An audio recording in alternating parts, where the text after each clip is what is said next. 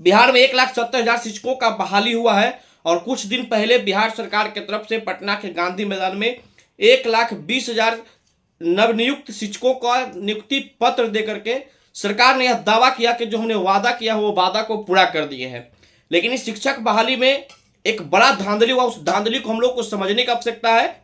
साथियों, यह जो शिक्षक बहाली हुआ, 1,70,000 शिक्षक की बहाली किया गया, जिसमें 50% दलित ओबीसी सीट के लिए आरक्षित कर दिया गया और 10% ईडब्ल्यूएस को आरक्षित कर दिया। मतलब 60% सीट आरक्षित रहे और बचे 40% जो जनरल कैटेगरी का सीट था, जिसमें सभी लोग फाइट कर सकते थे, उसको ओपन कर दिया गया। मतलब कि सभी राज्य के अभ्यर्थी उस 40% के बचे हिस्से में शामिल हो सकते हैं। तो आप टेक्निकल एक बात को समझना चाहिए, 50% जो सीट था वो दलित और ओबीसी आरक्षित लोगों के लिए आरक्षित कर दिया गया था। 10% ईडब्ल्यूएस के लिए आरक्षित कर दिया था, जो सामान्य आर्थिक रूप से कमजोर सामान्य वर्ग के लोग थे।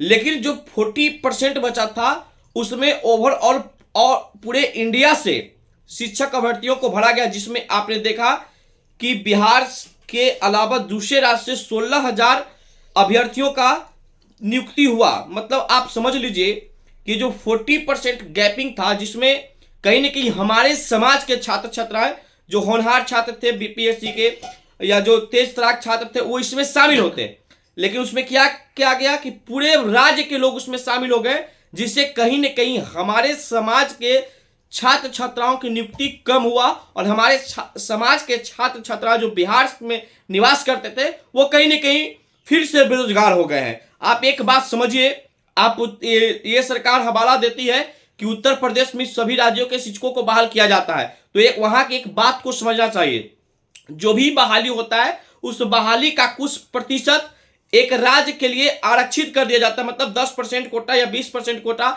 दूसरे राज्य वालों के लिए होता है, बाकी बचे सीट जो होता है उसी राज्य के शिक्षक अभ्यर्थी शामिल होते हैं। लेकिन बिहार में क्या किया गया, चुनाव को देखते हुए, और ये बिहार में लोगों को प्रधानमंत्री बनने का ख्वाब है, तो इन्होंने प्रधानमंत्री बनने के ख्वाब में क्या किया कि जो 40% बचा जनरल कैटेगरी का सीट वो पूरे राज्य के शिक्षक अभ्यर्थियों को शामिल होने के लिए उसे ओपन कर दिया गया। जिससे हुआ क्या कि बाहरी राज्य के भी लोग या फॉरवर्ड समाज से थे, दलित समाज से थे, महादलित समाज से थे, उन्होंने इस परीक्षा में अपना फॉर्म अप्लाई किया और परीक्षा दिए और उनकी नियुक्ति हुआ। तो कहीं ना कहीं बिहार राज्य के जो सामान्य कैटेगरी के लोग थे, मतलब जनरल वर्ग के लोग, जो सामान्य वर्ग के लोग, जिस मतलब करते हैं सवर्ण समाज, तो सवर्ण समाज के छात्र छात्राएं को मौका कम मिल पाया और वो फिर से बेरोजगारी का मार झेल रहे हैं। मतलब आप समझ लीजिए यह सरकार का सीधे तौर पर यह मंशा था कि सवर्ण समाज को बेरोजगार रखो और सवर्ण समाज को पलायन करवाना। सरकार भी चाहती है कि सवर्ण समाज पलायन करे, क्योंकि वोट बैंक में सवर्ण समाज का जो वोट होता है जो महागठबंधन की सरकार के एंटी में जाता है। इसलिए महागठबंधन की सरकार नहीं चाहता है कि सवर्णों को बिहार में रोजगार मिले। सवर्ण समाज के लोग बिहार से बाहर राज्यों में रोजगार के लिए रोजगार के तलाश के लिए क्या होता है कि इस राज्य को छोड़कर पलायन कर जाए। तो आपने इस शिक्षक बहाली में जो धांधली हुआ है इसे हम लोग को बारीकी से समझना चाहिए।